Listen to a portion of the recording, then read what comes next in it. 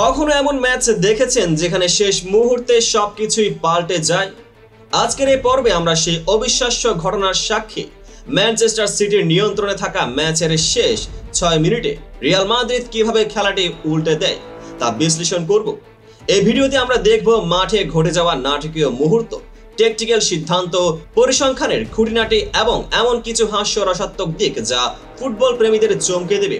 এই ভিডিওতে দুটি দিক মাথায় রাখবেন। ম্যাচের শুরু থেকেই ছিল উত্তেজনার দহন। ম্যানচেস্টার সিটির পজিশন ফুটবল, গ্রিলিশের অসাধারণ ক্রস, হালান্ডের দারুণ হেডার এবং আসল নাটক তখনই শুরু হয় যখন 85 মিনিটের পর রিয়াল মাদ্রিদ দেখায় তাদের সিক্রেট কার্ড।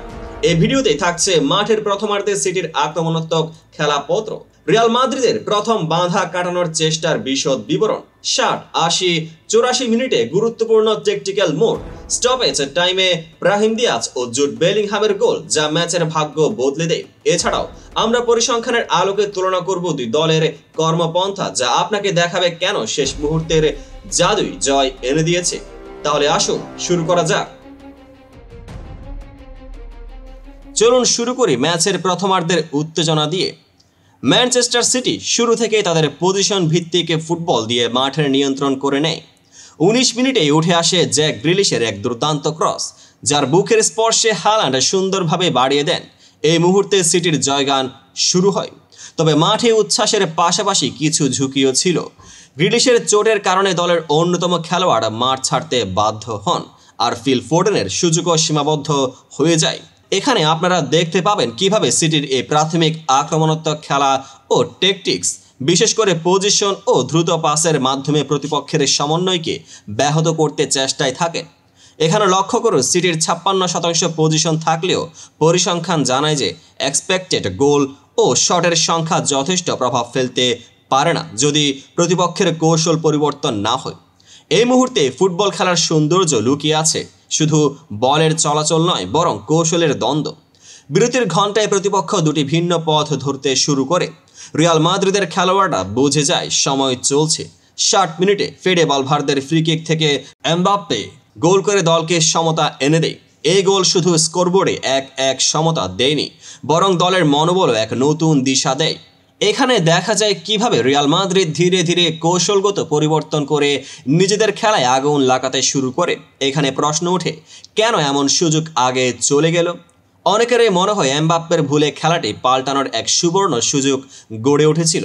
কিন্তু ফুটবলে শুধু সুযোগ নয়, বরং সঠিক সময় ও সঠিক সিদ্ধান্তই জয় আনতে সাহায্য করে।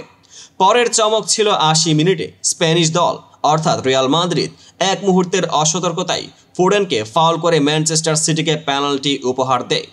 এই সিদ্ধান্তে কেবলমাত্র ভুল বোঝাবুঝি নয়, বরং ট্যাকটিক্যাল ল্যাপসও ছিল স্পষ্ট। হালান্ড স্পট কিকে গোল করে দলের লিড নিয়ে আসে, যা দেখে ম্যানচেস্টার সিটির পক্ষেও এক রকমের হতাশা, আর স্প্যানিশ দলের পক্ষেও তখন একটি বড় চ্যালেঞ্জ। এই মুহূর্তে আমরা তুলনা করতে পারি কিভাবে সিটি তাদের পরিকল্পনায় দৃঢ় ছিল, কিন্তু ক্ষুদ্র একটি ভুল তাদের নিয়ন্ত্রণে প্রভাব ফেলে দেয়। ট্যাকটিক্যাল দিক থেকে একটি পেনাল্টি মুহূর্তের গুরুত্ব অপরিসীম। এখানে স্প্যানিশ দলের লুপস তাদের ভয়াবহ আক্রমণকে বিরতি দেয়, কিন্তু সেই ভুল থেকে রিয়াল মাদ্রিদের আত্মবিশ্বাসে একটি নতুন উত্থান ঘটে। এখন আসি সেই মুহূর্তে যখন সবকিছুই পাল্টে যায়। স্টপেজ টাইমের শেষ 6 মিনিটে 84 মিনিটে রিয়াল মাদ্রিদের বদলি হিসেবে ব্রাহিম দিয়াজকে নামানো হয়। মাঠে নামার মাত্র 2 মিনিটের মধ্যে তিনি বল নিয়ে ঢুকে যান সিটির ডিফেন্সে এবং জোরালো শটে গোল করে দেয়। কিন্তু নাটক এখানেই থেমে যায় না। অতিরিক্ত সময়ের 2 মিনিটে রিয়ালের জুড বেলিংহাম এক বিস্ফোরক চালকে প্যান্ডোরার বাক্স খুলে দেন, যেখানে তিনি নিজের দলকে 3-2 জয় নিশ্চিত করেন। এই মুহূর্তগুলো ছিল যেন শেষ মুহূর্তের জাদু, যেখানে কৌশল, সাহস আর সময়ের সঠিক ব্যবহার একসাথেই মিলিত হয়। কখনো কখনো ফুটবল বলে শেষ মুহূর্তে জাদুই সবকিছুই পাল্টে দেয়। এই ম্যাচে রিয়াল মাদ্রিদের সেই জাদু স্পষ্টতই ফুটে ওঠে, আর সেই মুহূর্তগুলো আজকের আলোচনা ও বিশ্লেষণের কেন্দ্রবিন্দু। চলুন এখন একটু পরিসংখ্যানের দিকে নজর দেই। ম্যানচেস্টার সিটির পরিসংখ্যান বলছে 56% পজিশন, 10টি টোটাল শটের মধ্যে 4টি শট অন টার্গেট, আর রিয়াল মাদ্রিদের 44% পজিশন, কিন্তু তাদের এক্সপেক্টেড গোলস ছিল 3.06। এই পরিসংখ্যান থেকেই বোঝা যায় কৌশলগতভাবে রিয়াল মাদ্রিদ কিভাবে কার্যকরভাবে ক্ষুদ্র সুযোগগুলোকে কাজে লাগায়। এখানে একটি আকর্ষণীয় বিষয় হলো সিটির ভলিউম।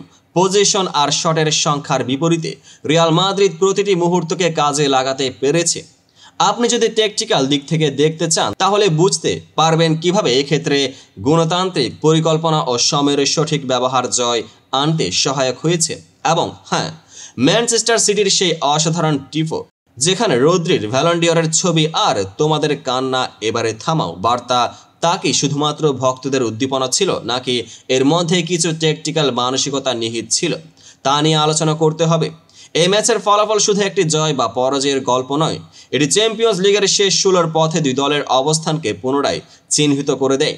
রিয়াল মাদ্রিদের এই জয়ের পর তারা নিজেদের ট্রফি ক্যাবিনেটে 15টি চ্যাম্পিয়ন্স লিগ শিরোপা নিয়ে এসেছে, আর সেই জয়ের আড্ডা দিয়ে তারা ফুটবলকে আরও ভালোবাসতে বাধ্য করেছে।